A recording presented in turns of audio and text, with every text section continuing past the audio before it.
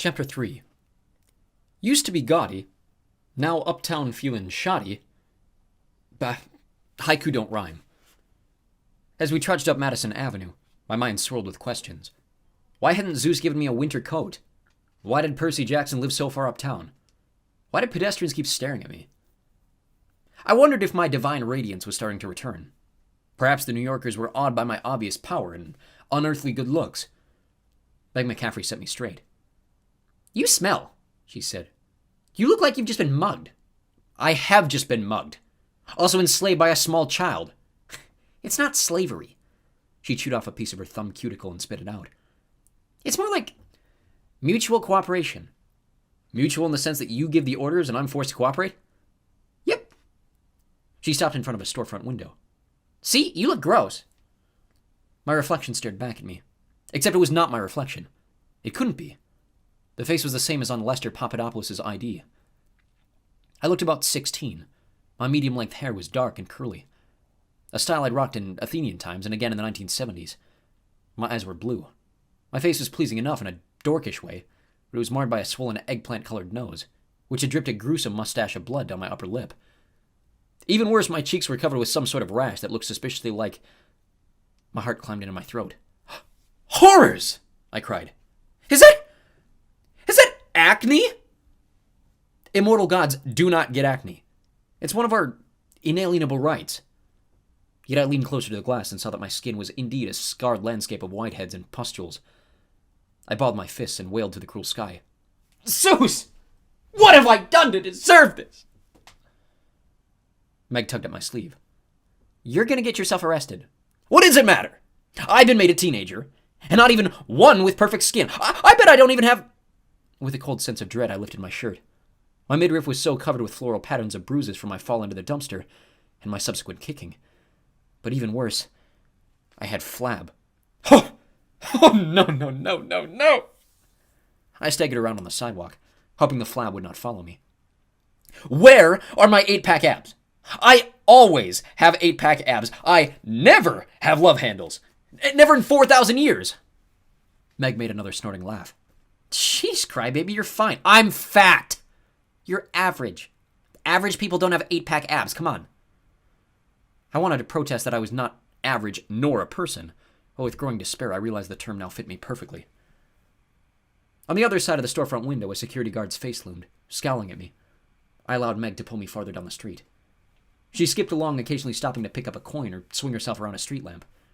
The child seemed unfazed by the cold weather, the dangerous journey ahead, and the fact that I was also suffering from acne.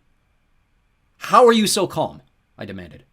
"You're a demigod, walking with a god, on your way to a camp to meet others of your kind. Doesn't any of that surprise you?" She folded one of my $20 bills into a paper airplane. "I've seen a bunch of weird stuff." I was tempted to ask what could be weirder than the morning we just had. I decided I might not be able to stand the stress of knowing. "Where are you from?" "I told you, the alley." "No, but your parents, family, friends." A ripple of discomfort passed over her face. She returned her attention to her $20 airplane. "Not important." My highly advanced people reading skills told me she was hiding something, but that was not unusual for demigods. For children blessed with an immortal parent, they were strangely sensitive about their backgrounds. "And you've never heard of Camp Half-Blood? Or Camp Jupiter?" "Nuh-uh." She tested the airplane's point on her fingertip. "How much farther to Perry's house?" "Percy's. And I'm not sure. A few more blocks, I think." That seemed to satisfy Meg. She hopscotched ahead, throwing the cash airplane and retrieving it.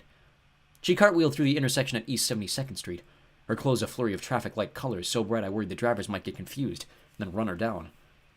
Fortunately, New York drivers were used to swerving around obvious pedestrians. I decided Meg must be a feral demigod. They were rare, but not unheard of. Without any support network, or without being discovered by other demigods or taken in for proper training, she'd still managed to survive. But her luck wouldn't last. Monsters usually began hunting down and killing young heroes around the time they turned 13, when their true powers began to manifest. Meg did not have long. She needed to be brought to Camp Half-Blood as much as I did. She was fortunate to have met me. Well, I know that last statement seems obvious. Everyone who meets me is fortunate, but you take my meaning. Had I been my usual omniscient self, I could have gleaned Meg's destiny. I could have looked into her soul and seen all I needed to know about her godly parentage, her powers, her motives, and secrets. Now I was blind to such things. I could only be sure she was a demigod because she had successfully claimed my service. Zeus had affirmed her right with a clap of thunder. I felt the binding upon me like a shroud of tightly wrapped banana peels. Whoever Meg McCaffrey was, however she had happened to find me, our fates were now intertwined. It was almost as embarrassing as the acne. We turned east on 82nd Street. By the time we reached 2nd Avenue, the neighborhood started to look familiar. Rows of apartment buildings, hardware shops, convenience stores, and Indian restaurants. I knew that Percy Jackson lived around here somewhere, but my trips across the sky in the sun chariot had given me something of a Google Earth orientation. I wasn't used to traveling on street level. Also, in this mortal form, my flawless memory had become flawed. Mortal fears and needs clouded my thoughts. I wanted to eat. I wanted to use the restroom. My body hurt. My clothes stank. I felt as if my brain had been stuffed with wet cotton. Honestly, how do you humans stand it? After a few more blocks, a mixture of sleet and rain began to fall. Meg tried to catch the precipitation on her tongue, which I thought a very ineffective way to get a drink. And of dirty water, no less. I shivered and concentrated on happy thoughts. The Bahamas, the 9 muses in perfect harmony, the many horrible punishments I would visit on Kate and Mikey when I became a god again. I still wondered about their boss, and how he had known where I'd fall to earth. No mortal could have had that knowledge. In fact, the more I thought about it, I didn't see how even a god other than myself could have foreseen the future so accurately. After all, I had been the god of prophecy, master of the Oracle of Delphi, distributor of the highest quality sneak previews of Destiny for millennia. Of course, I had no shortage of enemies. One of the natural consequences of being so awesome is that I attracted envy from all quarters. But I could only think of one adversary who might be able to tell the future. And if he came looking for me in my weakened state, I tamped down that thought. I had enough to worry about. No point scaring myself to death with what-ifs. We began searching side streets, checking names on apartment mailboxes and intercom panels. The Upper East Side had a surprising number of Jacksons. I found that annoying. After several failed attempts, we turned a corner and there, parked under a crepe myrtle, sat an older model blue Prius. Its hood bore the unmistakable dents of Pegasus hooves. How was I sure? I know my hoof marks. Also, normal horses do not gallop over Toyotas. Pegasi often do. Aha! I told Meg. We're getting close. Half a block down, I recognized the building. A 5-story brick row house with rusty air conditioner units sagging from the windows. Voila! I cried. At the front steps, Meg stopped as if she'd run into an invisible barrier. She stared back towards 2nd Avenue, her dark eyes turbulent. What's wrong? I asked. I thought I saw them again. Them? I followed her gaze but saw nothing unusual. The thugs from the alley? No, a couple of... She waggled her fingers. Shiny blobs. Saw them back on Park Avenue. My pulse increased from an andante tempo to a lively allegretto. Shiny blobs? Why didn't you say anything? She tapped the temples of her glasses. I've seen a lot of weird stuff, I told you that. Mostly things don't bother me, but if they're following us, I said, that would be bad. I scanned the street again.